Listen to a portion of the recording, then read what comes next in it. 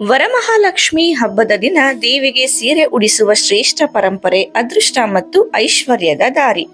ಹಿಂದೂ ಸಂಸ್ಕೃತಿಯಲ್ಲಿ ದೇವಾಲಯ ಅಥವಾ ಮನೆ ದೇವರ ಕೋಣೆಯಲ್ಲಿ ದೇವಿಗೆ ಸೀರೆ ಉಡಿಸುವ ಆಚರಣೆ ತಾತ್ಸಾರವಾದ ಸಂಪ್ರದಾಯವಲ್ಲ. ಅದು ನಂಬಿಕೆ, ಶ್ರದ್ಧೆ, ಭಕ್ತಿ ಹಾಗೂ ಪುಣ್ಯದ ಒಂದು ಜೀವಂತ ಚಿಹ್ನೆ.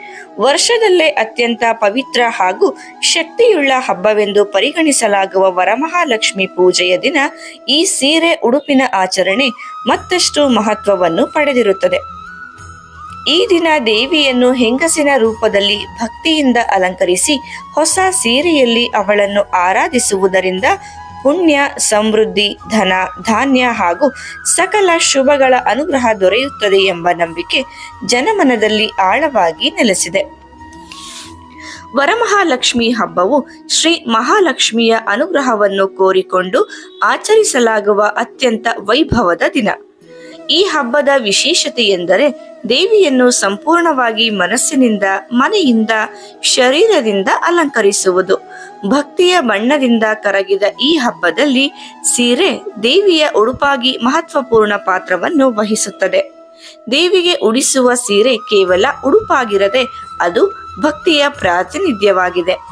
ಈ ದಿನ ದೇವಿಗೆ ಯಾವ ಬಣ್ಣದ ಸೀರೆ ಉಡಿಸಿದರೆ ಅದೃಷ್ಟ, ಐಶ್ವರ್ಯ, ಧನ, ಸಮೃದ್ಧಿಯ ವರಗಳೆಲ್ಲವೂ ನಮ್ಮ ಮನೆಗೆ ಹರಿದು ಬರಬಹುದು ಎಂಬ ನಂಬಿಕೆಗೆ ಆಧಾರವಿದೆ. ಸಾಮಾನ್ಯವಾಗಿ ಹಿಂದೂ ಸಂಪ್ರದಾಯದಲ್ಲಿ ಕೆಂಪು, ಹಸಿರು, ಹಳದಿ ಬಣ್ಣದ ಪುಣ್ಯದ, ಐಶ್ವರ್ಯದ ಮತ್ತು ಶುಭದ ಸಂಕೇತಗಳೆಂದು ಪರಿಗಣಿಸಲಾಗುತ್ತದೆ. ಕೆಂಪು ಬಣ್ಣದ ಸೀರೆ ಲಕ್ಷ್ಮೀ ದೇವಿಗೆ ಅತ್ಯಂತ ಪ್ರಿಯವಾದ ಬಣ್ಣ. ಅದು ಶಕ್ತಿ, ಧೈರ್ಯ ಮತ್ತು ಸುಖವನ್ನು ಸೂಚಿಸುತ್ತದೆ. ದೇವಿಗೆ ಕೆಂಪು ಬಣ್ಣದ ಸೀರೆ ಉಡಿಸುವುದರಿಂದ ಮನೆಯಲ್ಲಿನ ದೌರ್ಬಲ್ಯ, ಹಣದ ಕೊರತೆ, ಸಂತೋಷವಿಲ್ಲದ ವಾತಾವರಣ ದೂರವಾಗುತ್ತದೆ ಎಂದು ನಂಬಲಾಗುತ್ತದೆ. ಹಸಿರು ಬಣ್ಣದ ಸೀರೆ ಸಮೃದ್ಧಿಯ, ಬೆಳವಣಿಗೆಯ, ಸಂತಾನ ಭಾಗ್ಯದ ಸೂಚಕ. ಗೃಹಸ್ಥ ಜೀವನದಲ್ಲಿ ನೆಮ್ಮದಿ ಮತ್ತು ಸಂಬಂಧಗಳ ಶಾಂತಿಗಾಗಿ ಈ ಬಣ್ಣದ ಸೀರೆ ದೇವಿಗೆ ಸಮರ್ಪಣೆಯಾಗಿ ನೀಡಲಾಗುತ್ತದೆ. ಹಸಿರು ಬಣ್ಣವು ಪ್ರಕೃತಿಯ ತಾಜಾತನವನ್ನು ಪ್ರತಿನಿಧಿಸುವುದರಿಂದ ಮನೆಯಲ್ಲಿ ಹಸಿವಾಗಿರುವ ಸುಖವನ್ನು ಮುಟ್ಟಿಸುತ್ತದೆ. ಅದೇ ರೀತಿ ಹಳದಿ ಬಣ್ಣದ ಸೀರೆ ಗುರುಗ್ರಹದ ಅನುಗ್ರಹವನ್ನು ಸೆಳೆಯುತ್ತದೆ. ಧರ್ಮ, ವಿದ್ಯೆ, ಪುಣ್ಯ ಹಾಗೂ ಗುರು ದೇವತೆಗಳ ಆಶೀರ್ವಾದಕ್ಕೆ ಇದು ಮಾರ್ಗವನ್ನಾಗಿ ಮಾಡುತ್ತದೆ. ಶ್ರಾವಣ ಮಾಸದಲ್ಲಿ ಹಳದಿ ಬಣ್ಣವನ್ನು ದೇವಿಗೆ ಅರ್ಪಿಸುವುದು ಶ್ರೇಷ್ಠವಾಗಿದೆ. ಇದಲ್ಲದೆ ಗೋಲ್ಡ್ ಮಿಶ್ರಿತ ಬಣ್ಣಗಳು ಅಥವಾ ಬೂದುಗಾಯ ಬಣ್ಣದ ಸೀರೆಗಳು ಲಕ್ಷ್ಮೀ ದೇವಿಯ ರಾಜಸ ವೇಷಕ್ಕೆ ಸೂಕ್ತವಾದವು. ಇದು ಐಶ್ವರ್ಯ ಮತ್ತು ಆಂತರಿಕ ಶ್ರದ್ಧೆಯ ಶ್ರೇಷ್ಠತೆಯನ್ನು ತೋರಿಸುತ್ತದೆ. ವಿಶೇಷವಾಗಿ ಜರಿಯ ಕೆಲಸವಿರುವ ಪಾಟು ಸೀರೆಗಳು ದೇವಿಗೆ ಅತ್ಯಂತ ಸುಂದರವಾದ ರೂಪದಲ್ಲಿ ಅಲಂಕಾರವನ್ನಾಗಿ ಕಾರ್ಯನಿರ್ವಹಿಸುತ್ತದೆ. ದೇವಿಗೆ ಸೀರೆ ಉಡಿಸುವಾಗ ಅದರ ಶುದ್ಧತೆಯನ್ನು ಹಾಗೂ ಉದ್ದೇಶವನ್ನು ಶ್ರದ್ಧೆಯಿಂದ ನೋಡಬೇಕು. ಅವಳು ದೇವಿಯಾಗಿದ್ದರೂ ನಾವು ಭಕ್ತಿಯಿಂದ ಆಕೆಯನ್ನು ಮನೆಯ ಹೆಂಗಸರಂತೆ ಆರಾಧಿಸುವುದರಿಂದ ಆ ಭಾವನೆ ಬೇರೆಯದಾಗಿರುತ್ತದೆ. ಸೀರೆ ಹೊಸದು ಆಗಿರಬೇಕು. ಕಟ್ಟಿ ಬಳಸಿದ ಸೀರೆ ಅಥವಾ ಹಳೆಯ ಸೀರೆಯನ್ನು ದೇವಿಗೆ ಸಮರ್ಪಿಸುವುದು ಶಿಷ್ಟಾಚಾರವಲ್ಲ. ಶುದ್ಧವಾದ ರೇಷ್ಮೆ ಅಥವಾ ಸಾಫ್ಟ್ ಕಾಟನ್ ಬಟ್ಟೆಯ ದೇವಿಗೆ ಉಡುಪಾಗಿ ಸಮರ್ಪಿಸಲು ಶ್ರೇಷ್ಠವಾಗಿದೆ.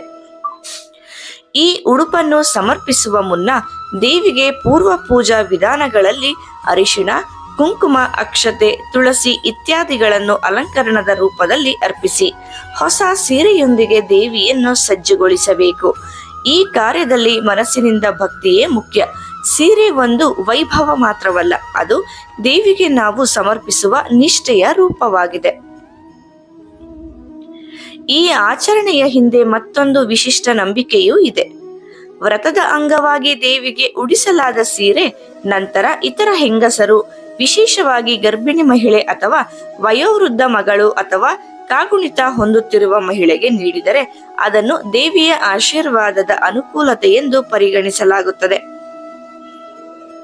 ಅವರು ಅದರ ಜೊತೆಗೆ ದೇವಿಯ ಪುಣ್ಯ ಶಕ್ತಿ ಹೊರೆದುಕೊಂಡು ಹೋಗುತ್ತಾರೆ ಎನ್ನುವುದು ನಂಬಿಕೆ.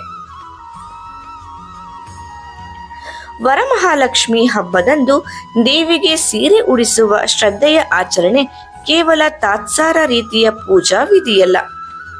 ಅದು ಒಂದು ಭಾವನೆ. ದೇವಿಯನ್ನು ನಮ್ಮ ಮನೆಯ ಅಮ್ಮ, ತಾಯಿಯಾಗಿ ಆಹ್ವಾನಿಸಿ ಅವಳನ್ನು ಗೌರವಪೂರ್ವಕವಾಗಿ ವೇಷಭೂಷಣ ಮಾಡುವುದು. ದೇವಿಗೆ ಸೀರೆ ಉಡಿಸುವ ಮೂಲಕ ನಾವು ಭಗವಂತನಿಗೆ ನಮ್ಮ ಮನೆಯ ಅತಿಥಿಯಾಗಿ ಗೌರವಿಸುತ್ತೇವೆ ಎಂಬ ಸಂಕೇತವಾಗಿ ಇರುತ್ತದೆ.